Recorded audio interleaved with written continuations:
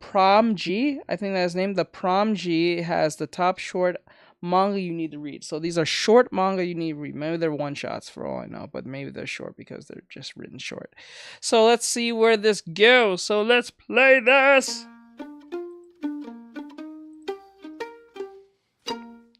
Commercials. When you have auto glass damage, no. Come on. Reading manga is a massive time commitment, and I don't just mean sitting down and reading a volume for half an hour. Looking at the lengths of some manga series, it could take days, months, years to complete a manga series. So sometimes you just want something short and sweet. Hey, what's going on, guys? My name is Promji. Welcome back to a brand new video. Now, like I just said, today's video I'm going to be talking about my top 10 favorite short manga series. So of course we all have our different definitions of what a short manga series is, but for the sake of this video I'm sticking to manga series that are 6 volumes or less. Mind you, that is not 6 omnibuses or less, that is 6 single volumes or less, just so there's no confusion. I'm also choosing to omit manga series that are 1 volume exactly, just because that could be a whole other video of my favorite one-shots. And the final thing I want to say before I get into my top 10 list is, of course, this is strictly my opinion. There are manga series that I've never read that are probably your favorites, so instead of being rude, make sure to go in the comments below, leave your top 5, top 10 favorite short manga series, and we can continue this discussion of our favorite series, granted it's done respectfully. With all that being said, if you guys do enjoy this video, make sure to leave a like and subscribe for more manga videos just like this. So without any further ado, I say we get right into the top 10 short manga series list. So coming in at the number 10 spot, we have an absolute classic, and one that I'm sure many of you guys have experienced through the anime adaptation. That is Go Nagai's Devilman. Devilman is basically a manga series about these devils and demons who come back and try to take over the earth, and one high school student becomes Devilman using the demon's power to fight back. Now, I know that that is a very brief plot synopsis, and for all these series going forward, I'm going to give a little blurb at the beginning to tell you what it's about, but Devilman is such a rich series. Obviously, just from that little plot synopsis, the plot sounds pretty basic, but where the series really thrives, it's in its characters and artwork. Our two main characters, Fudo and Ryo, have this great dynamic between kind of like good and evil. I kind of liken it to the relationship between Johan and Dr. Tenma in Naoki Urasawa's Monster. And then of course we have the beautiful artwork, which is so clean. And I know a lot of people get scared off when it comes to approaching an older manga series just because it looks so much different than what we have now. But Go Nagai's art style is so unique and stylish with these very bold lines and outlines of the characters. But aside from being sleek and stylish, he can also get very gritty and visceral with his artwork, especially when he's drawing these demon designs and these dystopian hellscapes as the demons are taking over the earth. If you want a fantastic, dark, short, and extremely influential manga series to read, I would look no further than Go Nagai's Devilman. Coming in at the number 9 spot is a series that I listed in my top 20 favorite sci-fi manga of all time. You know, it was extremely vague when I watched the anime on Netflix of Devilman Crybaby. And it was always so weird how what's his face got his devil powers. He just went to a club one day and just turned into the devil. I was like, I don't know if that was supposed to be some form of ritual, but that was very vague on how that happened. Still don't know up to this day how that became so. If I don't remember a plot point, maybe I forgot something, but Jesus Christ, that was something that threw me off so much. But the soundtrack was lit though. That is going to be Astra Lost in Space, coming in at 5 volumes. This is a super fun space adventure. The manga is about this group of students who goes up into space for a kind of field trip, but when they get out onto this planet, this weird black hole thing sucks them up into space, and then, as you could probably guess, they get lost. So it's up to this group of students to work together as a team, going from planet to planet to planet and surviving so they can finally get back home. Now, this manga has a lot of strengths going for it. The first one being the cast of characters. They all have very diverse personalities and things about them that make them special, you know, special skills. And of course, being teenage students and having basically their lives on the line, they're not always going to get along. They face very interesting conflicts, especially at the halfway point, a huge bombshell is dropped that shakes everything up. I also absolutely love the artwork. It's more in line with typical shonen artwork that we see nowadays, When you go on these different planets with unique plants and animals and just scenery, it is really cool to see. It's only 5 volumes in length, it's in print, you can even probably find it cheaper for around $35 for the entire set. I would highly recommend checking out Astro in Space if you're looking for a shonen series that is super slept on, but so fun. Now moving on to the number 8 spot, we have a manga series that is not quite as fun as Astrolost in Space, but it is super impactful and one that I really resonate with.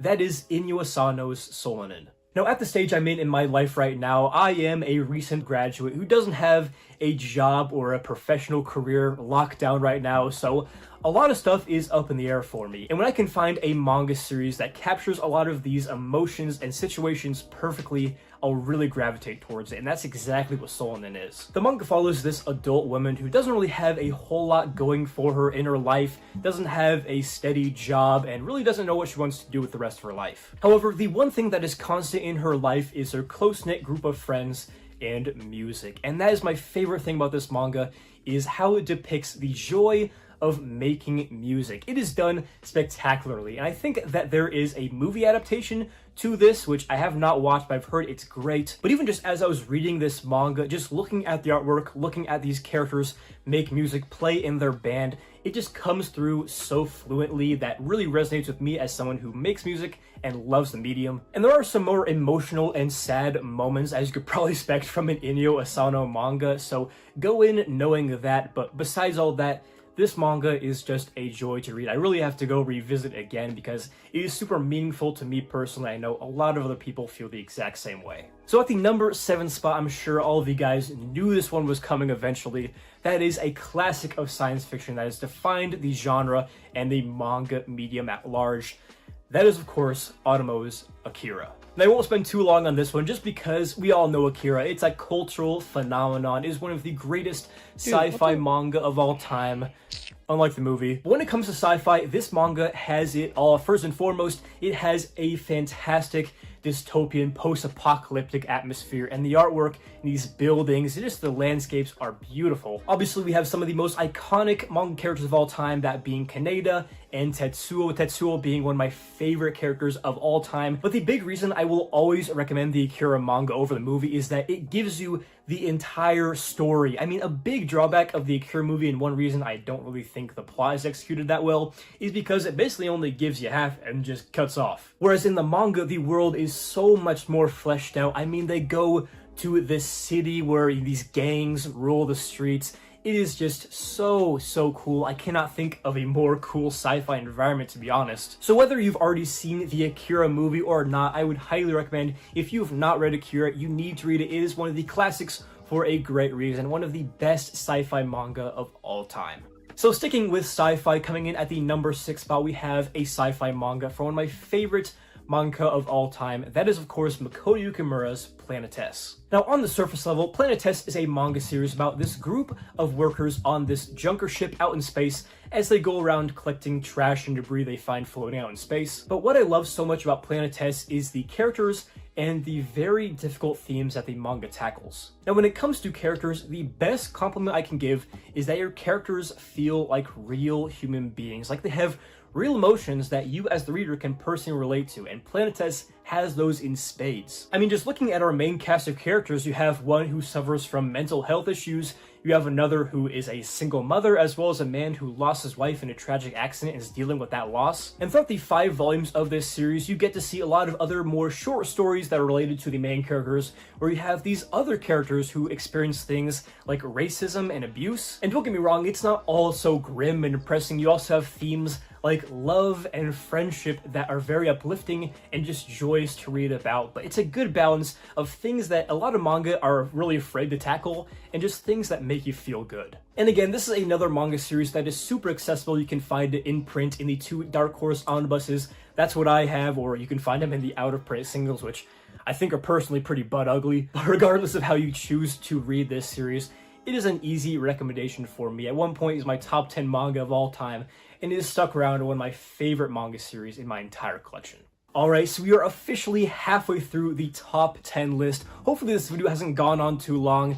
I'll admit that would be pretty ironic for a video about short series. But at the number 5 spot, we have a manga series that I actually read pretty recently, a few months ago, and landed itself in my top 5 manga reads of 2023. And that manga series is none other than Gone. Now, I'm kind of breaking my rule about, no omnibuses. I think this series is technically like 7 extremely skinny volumes, but this series is just too good, so I'm saying screw the rules. It's my video anyway. What are you gonna do about it? But yeah, Gone is a manga series that is probably among the most unique on this list for the simple fact that there is no dialogue in this entire manga. The manga is basically a collection of short stories as we're watching this little dinosaur Gone. Like, damn, motherfucker, you didn't have to be like, what? Shit.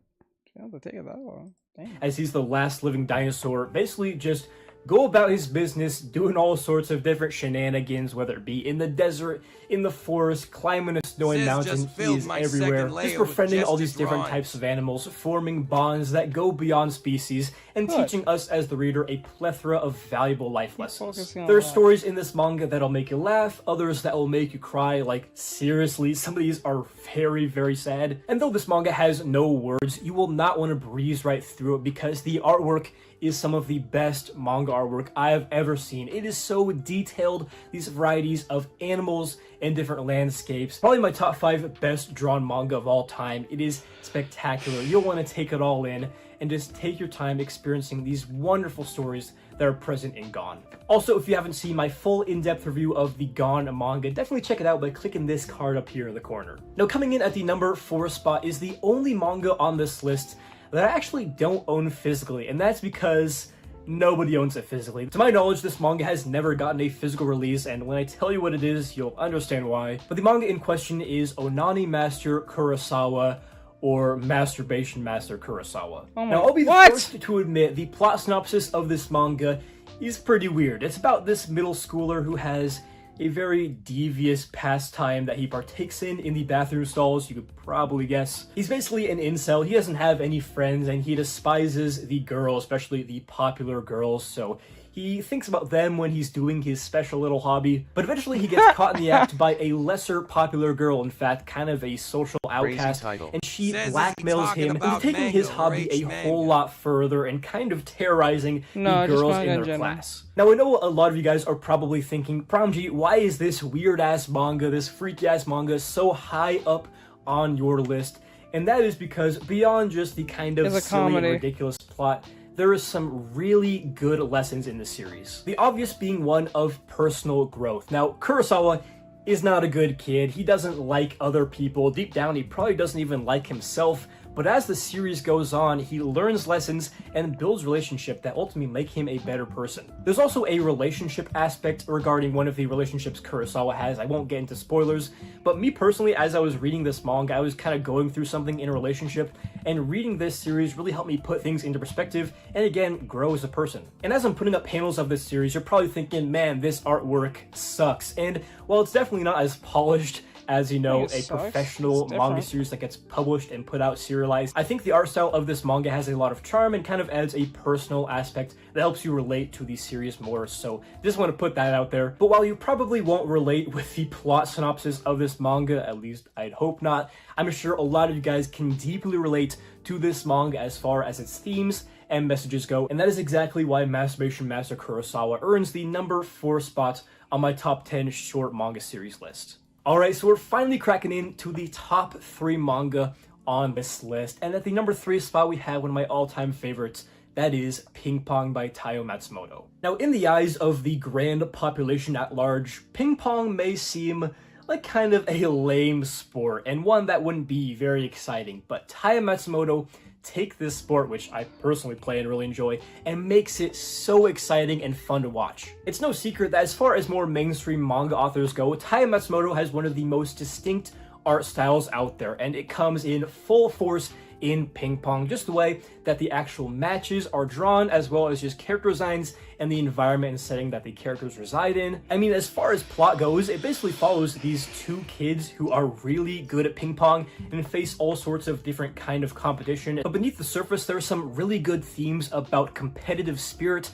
and personal growth that are really emotionally moving and have you really invested when you're reading this series about ping pong. Taiyo Matsumoto is just such a gifted mangaka, and actually have another manga series from him on this list, believe it or not. But yeah, Ping Pong, amazing series. If you haven't seen the anime, I've heard that's really good as well, but I would highly recommend the manga. There's nothing quite like it. Now moving on to the number 2 spot, we're getting into my manga series that I have as 10 out of 10 masterpieces. And this number 2 manga is by my number 1 favorite mangaka of all time, Osamu Tezuka. The series in question is Message to Adolf. To put it simply, Message to Adolf follows 3 different characters named Adolf in World War II. You have the son of a Nazi official named Adolf, you have, of course, Adolf Hitler, and also a Jew named Adolf who lives in Japan. And as this manga goes on, you see these characters' lives intertwine for better or for worse, usually for the worse, as this manga takes place in one of the darkest eras of human history, of course, that being during the Holocaust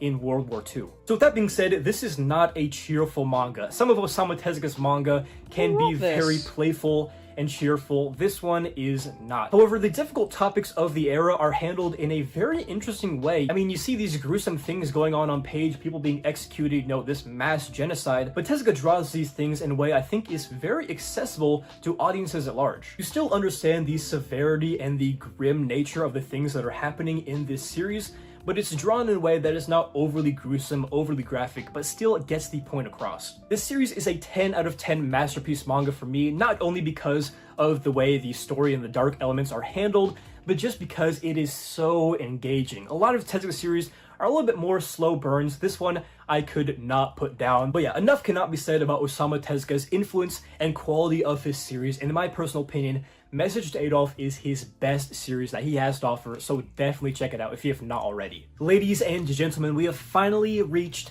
the number 1 spot on this top 10 list. My favorite manga series that is 6 volumes or below, and this is actually coming from a mangaka we previously mentioned on this list, that being Taiyo Matsumoto. The manga at the number 1 spot is none other than number 5.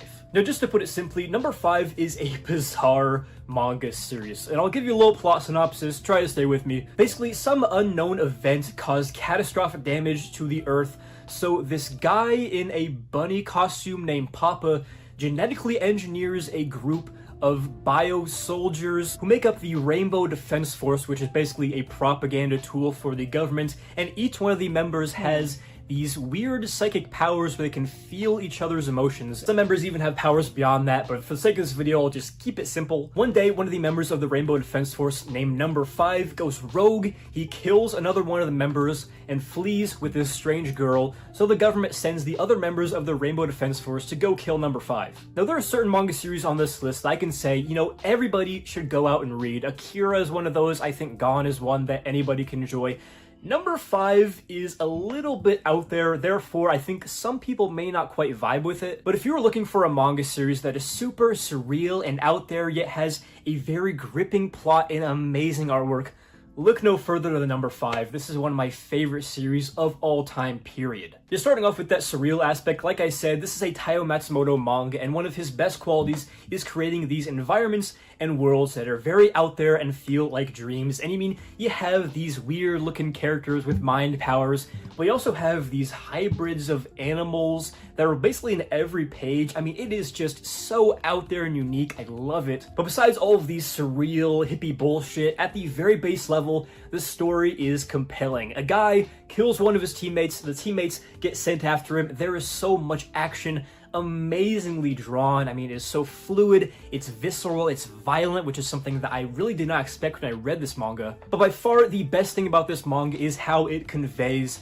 emotion. Like I said, the Rainbow Defense Force members can all feel each other's emotions, and sometimes that feeling of emotion that they feel from one another is so intense that you as the reader can really relate and feel to it just because of how it's drawn and portrayed through the artwork. So I won't go too much further talking about this series because I could talk about it endlessly, but if you want to learn more about this manga before you fully commit to reading it, check out my manga review. It's one of my favorite manga reviews I've ever done, and hopefully through this video and through that video, I can fully display my love for this manga and convince you to give it a try. So guys, that's going to do it for this video, going through my top 10 short manga series under 6 volumes or less. I love all of these manga series, and I would urge you, if they sound interesting to you, go out and read them for yourself. And of course, I want to keep this discussion going in the comments below. Leave your thoughts on my list. Do you agree? Do you disagree with any of my picks? Leave your top 5, top 10 short manga lists in the comments, and let's further discussion. Hopefully you got some good recommendations and enjoyed this video. If you did, make sure to leave a like and subscribe for more manga videos just like this. So yeah, this has been the Prom G. Hopefully you enjoyed the video, and as always, hope to catch you in the next one. Okay. That was Prom G. I hope you guys enjoyed that. Like, subscribe, share, follow, and comment, and all that great stuff. Should I play Genshin? It's 6. I can get up around 8. So, alright, I'll play 1 hour of Genshin. Alright, have a great night, guys. I'll see you guys in the next one. I'm gonna play some Genshin. I'm gonna finish this drawing tonight by myself and have it ready and stuff like that to post. Because it was just recent that as his death was yesterday. Well, it was told yesterday, but he died on the 1st. So with that said, I'll talk to you guys next time, and I'll see you guys tomorrow. But I'm going to play Genshin on stream in a couple of minutes. So if you care about Genshin Impact, stay. I'm about to end the stream and restart it so we can play Genshin. Okay. So I'll be right back. All right, guys. Later.